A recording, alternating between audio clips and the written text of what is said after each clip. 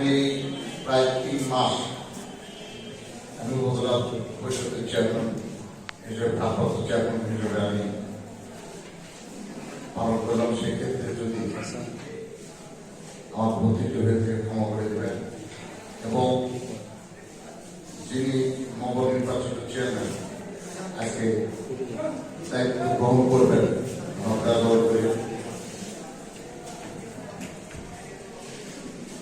এবং যারা আমরা এখানে মহাদেশ সহ আমরা তারা উপস্থিত আছে। আসলে ওটা সেনাবাহিনীকে পরিচালনা করার জন্য আমরা যে কয়েকজন আছি আমাদের প্রয়াসনেতা জনতা জনবাদ মহাদেশ যে স্বপ্ন ছিল সেনাবাহিনীতে সেনাবাহিনী করবে। সেই ক্ষেত্রে আমার বিরুদ্ধে এখানে আমরা যারা আছি সঠিকভাবে যদি আমরা কাজ করি সেক্ষেত্রে আমরা কিন্তু মানবের যে স্বপ্ন ছিল সেই স্বপ্নকে আমরা বাস্তবায়ন করতে পারবো। তাই আসলে আমরা সব বিরোধকে ভুলে গিয়ে আগামী দেশ আব্দুল মাহমুদের সভা সভা ত্যাগ রেখে আমি কার্যক্রম চালানোর জন্য আমি অনুরোধ করছি আমাদের উপজেলা নির্বাহী কর্মকর্তা সবাই ভালো থাকবেন। আসসালামু আলাইকুম। উপস্থিত নবনির্বাচিত উপজেলা পরিষদের সম্মানিত চেয়ারম্যান, উপস্থিত উপজেলা আওয়ামী লীগের সম্মানিত সাধারণ সম্পাদক, আমার শ্রদ্ধেয় বড় ভাই, আমাদের জননেতা আব্দুল মান্নান সাহেব স্বপ্ন দেখেছিলেন এই শারীরিক বিষ্ণু করা সব স্তরের মানুষের উন্নয়ন সাধন করা। উনি চেয়েছিলেন এই শারীরিক সোনার মানুষকে মর্যাদাবান করা। উনি চেয়েছিলেন সরকার শারীরিক মানুষ শিক্ষিত হবে। উনি চেয়েছিলেন শারীরিক মানুষ বিদ্যালয়ে কষ্ট পাবে না, শারীরিক কোনো ছেলে নিরক্ষতা থাকবে না। তো আজকে আমাদের মাননীয় এমপি মহোদয় উনি আমার মরণ জনতার আদর্শকে বাস্তবায়ন করার জন্য, আমার স্বপ্নকে পূরণ করার জন্য দিন রাত যেভাবে চেষ্টা করে যাচ্ছেন। আজকে আব্দুল মান্নান সাহেব যেভাবে আওয়ামী লীগকে গ্রহণ করে গেছেন, আমরা যদি আব্দুল মান্নানের আদর্শকে ভুলে ধারণ করি, আমরা যদি আওয়ামী লীগে আমরা পতাকাভাবে বিবদ্ধ হয়ে আমরা কাজ করে যেতে পারি, তারা আমরা শারীরিক সত্যি আমার উন্নয়ন সাধন হবে এবং আব্দুল মান্নানের উন্নয়ন শান্ত হবে। যোদ্ধা জনরাজন মন্টু এবং আমার উপজেলা পরিষদের নির্বাহী কর্মকর্তা, সাধারণ সম্পাদক, বিভিন্ন দপ্তরের কর্মকর্তা বিন্দু, আমার দলের নেতৃবৃন্দ, আমার মেয়র সাহেব, সাংবাদিক ভাইয়েরা, সবাইকে জানাই আমার উপজেলা পরিষদের পক্ষ থেকে আসসালামু আলাইকুম। যিনি আমাদের উপজেলা চেয়ারম্যান ছিলেন জনাব অধ্যক্ষ মঞ্জুরুল সরকার, উনি মারা গেছেন। ওনার জন্য আমরা সবাই দোয়া করবো, আল্লাহ যেন ওকে জান্নাত নসিব করেন। এবং যার সৌজন্যে যে চেয়ারম্যান আমাদের এসেছেন আমরা তাকে স্বাগত জানাই, ধন্যবাদ জানাই। কথা বলার শুরুতে আমার ব্যক্তিগত পক্ষ থেকে, আমার পরিষদ সারিয়াবাদী পৌরসভার পক্ষ থেকে নবনির্বাচিত উপজেলা পরিষদের সম্মানিত চেয়ারম্যান মহোদয়, আমার অত্যন্ত শ্রদ্ধেয় জেলা মেজর মন্ত্রী সাহেবকে আমি আন্তরিক অভিনন্দন ধন্যবাদ জানাচ্ছি। লক্ষ্যটি একটি ছিল, আমাদের যিনি প্রাক্তন নেতা ছিলেন জনাব আব্দুল মান্নান, তাকে এমপি বানানোর জন্য দুইজন মানুষের ঐকান্তিক প্রচেষ্টা ছিল, প্রয়াস ছিল।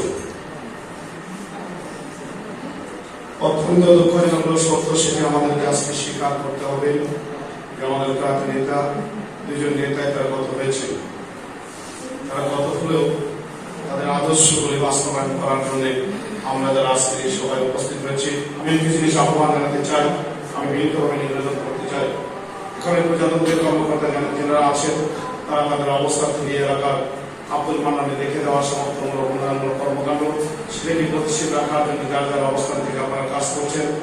আমরা যারা প্রতিনিধি নির্বাচিত হয়েছি, আমাদের মাননীয় এমপি মহোদয়, নবনির্বাচিত উপজেলা চেয়ারম্যান সাহেব, তার যোগ্যতা উন্নয়তা দক্ষতা দিয়ে তিনি এই সারিয়াবাদী উপজেলার বাসীকে আমরা যে আশা নিয়ে প্রত্যাশা নিয়ে প্রিয় নেতা জনাব আব্দুল মান্নান তার যে অসমাপ্ত কার্যক্রম রেখে গেছেন, ইনশাআল্লাহ সেই কাজগুলো আমরা আমাদের অবস্থান থেকে সমন্বয় করে নিয়ে সকলে আমরা চলতে পারি। আমরা এই প্রচেষ্টায় সকলে এগিয়ে যাব। আমি উপজেলা পরিষদের সদ্য বিনা প্রতিদ্বন্দ্বিতায় নির্বাচিত উপজেলা চেয়ারম্যান মহোদয়, আজকে এই সভায় উপস্থিত উপজেলা নির্বাহী কর্মকর্তা মহোদয় সহ শালীনদী পৌরসভার সম্মানীয় মেয়র মহোদয়, উপজেলা আওয়ামী লীগের সম্মানিত সভাপতি, এই উপজেলা পরিষদের উপদেষ্টা, জননেতা এখানে উপস্থিত আছে উপজেলার সম্মানিত কর্মকর্তা, জাতির জনগণ যিনি স্বাধিকার আন্দোলন থেকে আরম্ভ করে স্বাধীনতা আন্দোলনের নেতৃত্ব দিয়েছিলেন, তার প্রচেষ্টায় এই বাংলাদেশ স্বাধীন হয়েছে। দুঃখের সেই বলতে হয় স্বাধীনতা সংগ্রামের সময় যারা স্বাধীনতা নেতৃত্ব করেছিলেন তারা এবং আন্তর্জাতিক চক্রান্ত মাধ্যমে 1975 সালে সপরিবারে হত্যা করা হয়। শুধু তাকেই হত্যা করা হয় না, 1975 সালের নভেম্বর মাসে 3 তারিখে জাতীয় চারদাতা জাতির জনবন্ধু যখন পাকিস্তান দিয়েছিলেন, তারা অন্ধকারে যখন তারা নেতৃত্ব দিয়েছিল স্বাধীনতা, তাদের নির্মমভাবে হত্যা করা। আমি স্বাধীনতা যুদ্ধে 30 লক্ষ শহীদ এবং 2 লক্ষ মানুষের যে দুর্গতি সম্ভব থেকে হয়েছিল তাদের প্রতি আমি কৃতজ্ঞতা জানাচ্ছি। আজকে এই সেনাবাহিনীতে 1970 সালে যখন আন্দোলন হয় তখন যে নির্বাচন হয়েছিল, ওই নির্বাচনে আমাদের প্রয়াত নেতা তাহেরুল ইসলাম খান এমপি হয়েছিলেন। আমি স্বাধীনতা যুদ্ধে তার যথেষ্ট অবদান রেখেছি। 1973 সালে নির্বাচন হয়েছিল, ওই নির্বাচনে আমাদের প্রয়াত নেতা সিরাজুল ইসলাম খান, সিরাজুল ইসলাম শুধু নির্বাচিত হয়েছিলেন। তিনি দেশ করার জন্য কাজ করেছিলেন। এমন অবস্থায় 1975 সালে পরিবর্তন হয়ে যায়। 1975 থেকে 91 পর্যন্ত আমরা এই সেনাবাহিনীতে কোনো রকমের আওয়ামী সংগঠন ধরে রেখেছিলাম বহু কষ্টে। 91 সালে আমাদের প্রয়াত নেতা আব্দুল মান্নান সাহেব আসেন, আসলে নির্বাচন করেন, কিন্তু আমরা কোনো আধার হতো 2 থানা মিলে। তারপর আব্দুল মান্নান আমাদের সবচেয়ে করে নিয়ে দীর্ঘ 15 বছর পরিশ্রম করার পর 2008 সালে আমরা এখানে নির্বাচন করেছি। তাই আমি তাদের স্মৃতির প্রতি সব করছি। আর আমি আল্লাহ তাআলার কাছে তাদের অবদান রেখেছেন, তার জন্য আল্লাহ তাআলার কাছে তাদের মাত্রা কামনা করছি। আল্লাহ তাআলা তাদের বেহেশতবাসী করেন। আজকে এই যে মিটিং, এই মিটিংয়ে মূলত কথা সেটা হচ্ছে আমরা সমন্বিতভাবে সবাই মিলে কাজ করবো। কে পরিষদ হচ্ছে 3টা, একটা হলো জেলা পরিষদ এই সরকারে, একটা হলো উপজেলা পরিষদ, আর একটা হলো এই যে সমন্বিতভাবে কাজ করার জন্য এই কাজগুলো কি কাজ করে স্থানীয় সরকার কাজগুলো করবে, সমন্বিতভাবে করবে, যাতে সাধারণ মানুষের উপকার হয়। আমি নির্বাচিত হয়ে এসেছি বা যে নির্বাচিত হয়ে প্রথমেই আমরা মানুষের কাছে তা বলি যে আমি আপনার সেবা করবো, আপনাদের কাজ করবো। এই বিবেচনা করে আমরা ভোট নিয়ে আসি। নিয়ে আসার পর আমাদের উচিত সাধারণ মানুষের সেবা করা এবং যে অর্থ সরকার থেকে আসে তা সুস্থভাবে খরচ করা এবং মানুষের সাথে খরচ করা।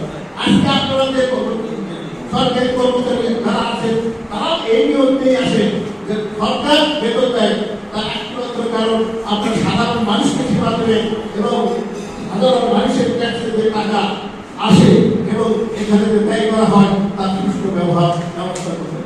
কাজে আপনাদের কাছে আমি আহ্বান জানাবো, আমরা এবং আপনারা মিলে এই উপজেলাতে এমন পরিবেশ সৃষ্টি করবো, একটা মানুষ যে মানুষটি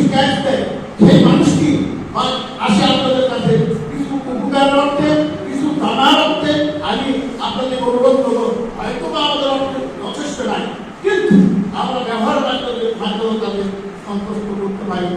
আমি আশা করবো আমরা যারা জনপ্রতিনিধি আছি এবং সরকারি কর্মকর্তা বৃন্দ আছি, আমরা সেই পরিবেশে উপজেলাতে সৃষ্টি করবো।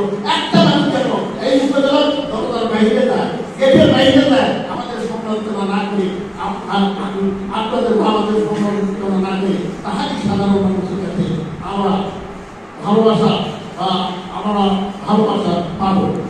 পরিশেষে যে কথাটি বলবো সেটা হচ্ছে জাতির দলের কর্মী শেখ হাসিনা তাকে আমি কৃতজ্ঞ। উনি দলীয় আমাদের দিয়েছিলেন, এর বদলেতে এই দলীয় বেলাটা আসার পরে আমি মনে করি আমি নির্বাচিত হয়েছি। এই দলীয় বেলা দেওয়ার জন্য আরো কৃতজ্ঞ আমি আমার জেলা কমিটির সভাপতি বৈদ্যুর রহমান মজুর কাছে এবং সাধারণ সম্পাদক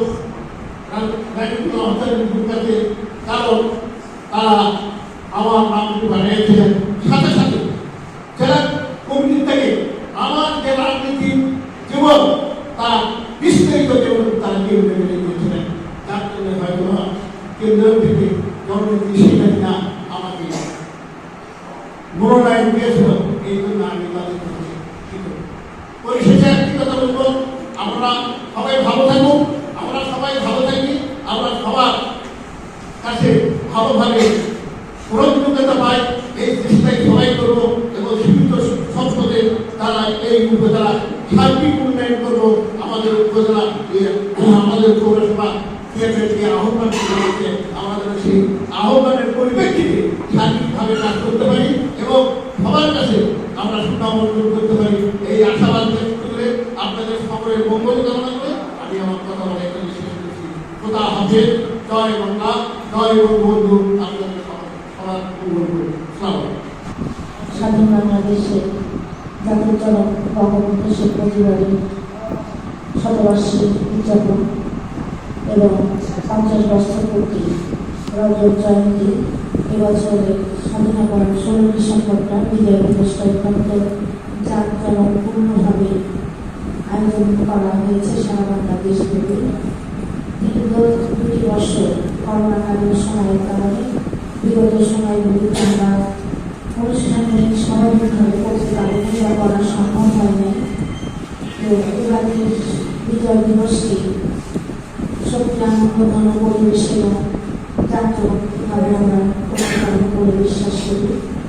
পাশাপাশি এই মঞ্চ থেকে আমাদের স্বাধীনতার মহান স্থপতি জাতির জনক বঙ্গবন্ধু সহ তার 15ই আগস্টে তার সপরিবারে নির্মমভাবে হত্যা করা হয়েছে।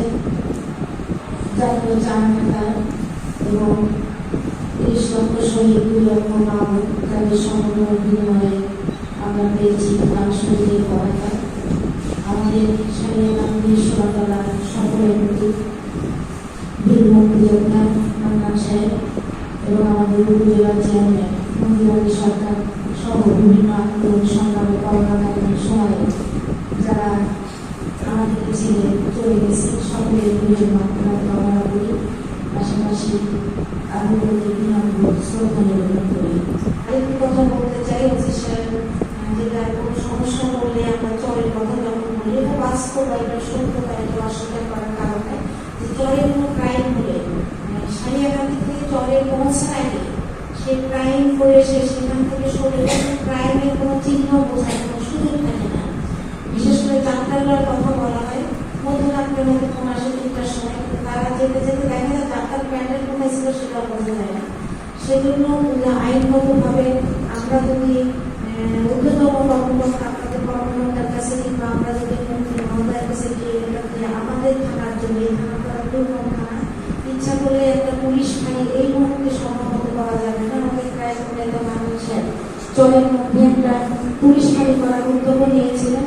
অনেক কাজ সুসম্পন্ন হয়ে গিয়েছিল, করার কথা হয়েছিল, কিন্তু চরের মধ্যে কোনো নিরাপদ কোনো বিল বা তাদের অস্ত্র রাখা দরকার, তাদের অস্ত্রপাতি রাখার যে নিরাপত্তা, সেই নিরাপত্তা বিধান করা যায়নি বিধায় চরে কিন্তু ক্যাম্প হয়েও অল্প কিছুদিন ডিউটি করে সেটা আমরা স্থায়ীভাবে করা যায়নি।